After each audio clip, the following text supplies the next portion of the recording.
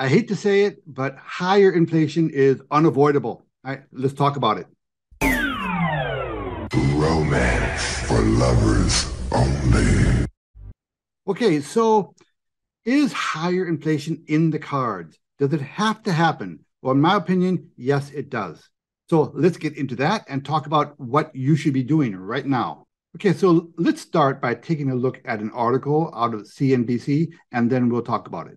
Okay, after First Republic's rescue, economists predict further pain with a new era of higher inflation. Central banks around the world have been aggressively raising interest rates for over a year in a bid to curb sky-high inflation. But economists warned in recent days that price pressures looked likely to remain higher for longer. Almost 80% of chief economists surveyed by the WEF, but there it is, said central banks face a trade-off between managing inflation and maintaining financial sector stability. Now let's talk about that for a second.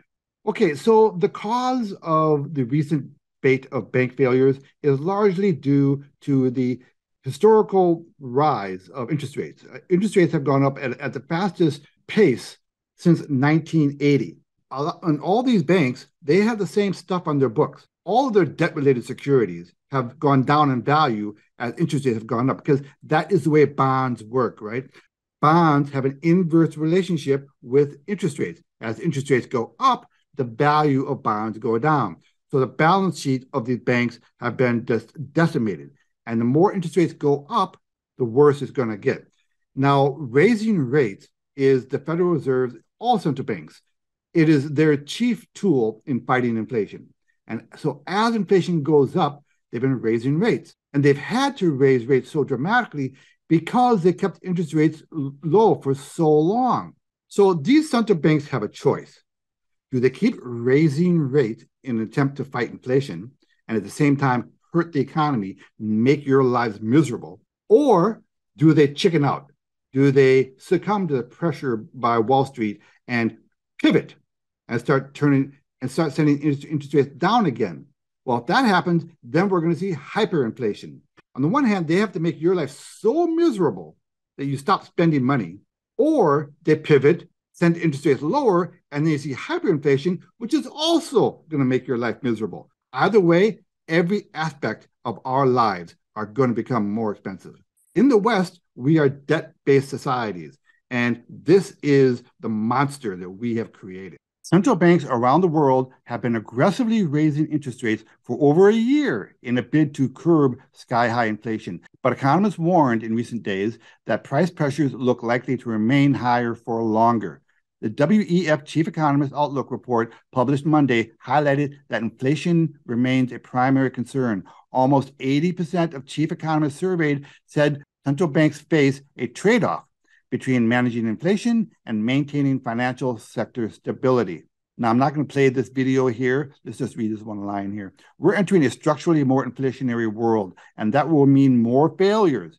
Okay, so remember, interest rates have been the boogeyman in the financial industry lately, and that's why banks have been failing. Okay, well, if the central banks sincerely want to fight inflation, they have to keep raising rates, quite a bit more, actually. And by doing that, they're going to make every aspect of all of our lives more expensive. Inflation will be coming. Okay? With the rise of rates, everything is going to become more expensive.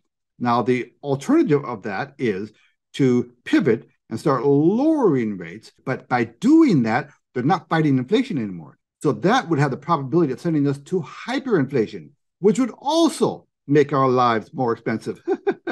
So these central banks are in a bind. Either way, our lives are going to be made more miserable. So I don't see how you can avoid it. Now, listen, back in 2008, the big culprit for that financial disaster were mortgage-backed securities. And everyone got a very quick lesson in mortgage-backed securities. Now let me tell you about the bogeyman in this next financial crisis. Instead of mortgage-backed securities, it's going to be commercial mortgage-backed securities. A lot of buildings are lying empty. Now, you probably had not heard of commercial mortgage-backed securities, CMBSs, before. but my guess is before too long, you're going to see report after report about CMBSs, and you heard it here first. So listen, If the central banks continue to raise rates to fight inflation, our lives are going to become more expensive. If they lower rates and create hyperinflation, then everything's going to become more expensive. Either way, brace yourselves. Start taking steps. Reduce your exposure to your bank, put some of that money into gold and silver, and establish streams of passive recurring income. So in the comment section below, please let me know what you've been doing lately. Have you been reducing your debt? Have you been getting your money out of the bank? Have you been buying gold and silver? And I would love to see your comments. But in the spirit of respecting your time, we'll leave it there. Copy that.